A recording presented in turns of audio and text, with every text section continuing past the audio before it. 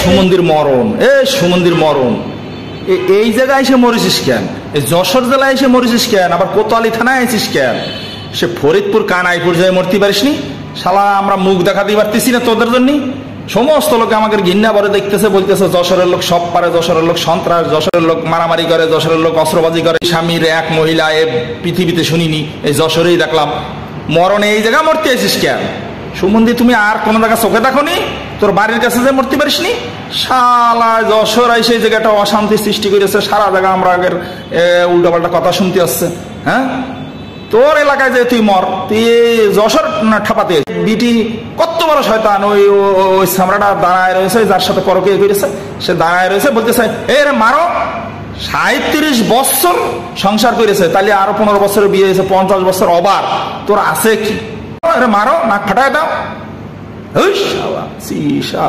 Seater বাটপার, সোনা দেয় না, টাকা পয়সা নিয়ে এখন আরেকজনের সাথে সংসার করবা।